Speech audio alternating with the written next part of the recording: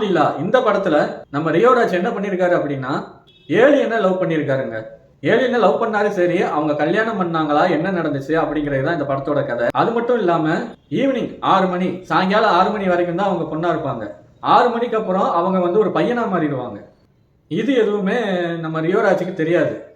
ரியோராஜ் வந்து எந்த மாதிரி ஆளு அப்படின்னா, கல்யாண வயசு ஆயிடுச்சு, ப்ரொஃபஷனலா ஒரு இன்டர்வியூ போற மாதிரி டெய்லி கிளம்பி போறாரு. என்னன்னு பார்த்தா அந்த பொண்ணு வந்து மீட் பண்றதுக்காண்டி வந்திருப்பாங்க. வர்றவங்களாம் ஏதோ ஒரு ரீசன் சொல்லிட்டு இவரை பிடிக்கல அப்படின்ட்டு போயிடுவாங்க.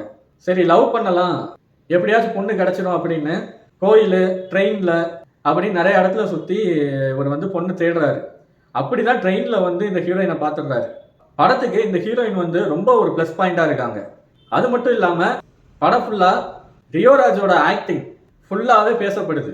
இப்போ ஒரு வழியா ட்ரெயின்ல மீட் பண்ண அந்த ஹீரோயின்ட்ட பேசி எந்த ஒரு ப்ராப்ளமுமே இல்லாம அவங்க லவ் ஸ்டோரி வந்து ஸ்மூத்தா போய்கிட்டே இருக்குங்க. ஆனா ஒரே ஒரு கண்டிஷன் என்னன்னா, அதுதான் 6 மணிக்கு அப்புறம் என்னை வந்து எதுவுமே டிஸ்டர்ப் பண்ணக்கூடாது.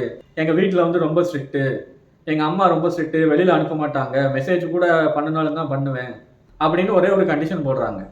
ரியோராஜும் சரி நம்மளுக்கு இவ்வளோ அழகான ஒரு லவர் கிடைச்சிருக்கு அப்படின்னு ஓகே சொல்லிட்டு நல்லா லவ் பண்ணிட்டே இருக்காங்க. ஆனா 6 மணிக்கு அப்புறம் என்ன ஆகுது, இவன் என்ன பண்றா அப்படிங்கிறது அவருக்கு தெரியவே தெரியாது. அப்பதான் அவர் கூட இருக்கிற ஒரு ஃப்ரெண்டு வந்து, அதாவது புதுசா கிடைச்ச ஃப்ரெண்ட், இவரை ஏத்தி விட்டுக்கிட்டே இருக்காரு. என்ன பொண்ணு இவ, 6 மணிக்கு அப்புறம் அவ என்னதான் பண்றா, இது கூட தெரியாம நீ லவ் பண்ணிக்கிட்டு இருக்க அப்படின்னா அவர் ஏத்தி விட்டுக்கிட்டே இருக்காரு.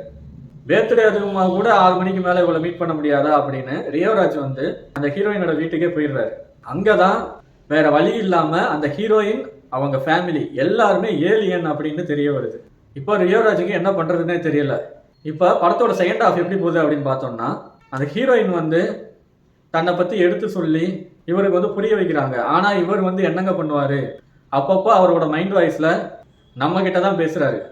மொத்தத்துல இது வந்து ஒரு என்டர்டைன்மெண்ட் படமா குடும்பத்தோட ரசிக்கிற மாதிரி சூப்பரா பண்ணியிருக்காங்க. அவங்க அப்பா கேரக்டரா இருக்கட்டும், அவங்க அம்மா கேரக்டரா இருக்கட்டும், எல்லாமே ரொம்ப அருமையா பண்ணியிருக்காங்க. இதுல நம்ம காமெடி ஆக்டர் அவர் என்ன பண்ணியிருக்காரு அப்படின்னு பார்த்தோம்னா, ஹீரோயின் ஏலியன் அப்படிங்கிற ஒரு விஷயம் அவருக்கு தெரிய வருது. அவர் என்ன பண்றாருன்னா, அந்த இடத்துல அவர் ஒரு விஷயம் பண்றாரு. அதை நீங்க கண்டிப்பா தியேட்டர்ல பார்த்து தான் சிரிக்கணும். இப்ப 2 ஃபேமிலிக்குமே வந்து பேசி முடிச்சு இவங்க 2 பேத்துக்கும் அரேஞ்ச் மேரேஜ் வைக்க போறாங்க. ஆனா ரியோராஜுக்கு வந்து ஏதோ ஒரு விஷயம் இடிச்சுக்கிட்டே இருக்கு. எனக்கு இது பிடிக்கல, செட் ஆகல அப்படிங்கிற மைண்ட்ல இருக்காரே தவிர, ஹீரோயினா ஒரு மைண்ட்ல அசெப்ட் பண்ணி வச்சுக்கிட்டு அந்த மேரேஜ் டிராவல் ஆகும்போது இவரும் கூட சேர்ந்தே டிராவல் பண்றாரு. ஆனா கல்யாணம் கண்டிப்பா நடக்காது அப்படிங்கிற ஒரு மைண்ட் தாட்லயும் இருக்காரு. இது எல்லாத்துக்கும் நடுவுல என்ன ஒரு விஷயம் ரொம்ப இம்பார்ட்டன்ட் என்ன அப்படின்னு பார்த்தோம்னா, படத்துல இருக்கிற காமெடிங்க. படம் ஃபுல்லாவே காமெடி தான். நிறைய ட்விஸ்ட் அண்ட் டர்னிங்ஸ் எல்லாமே காமெடி தான்.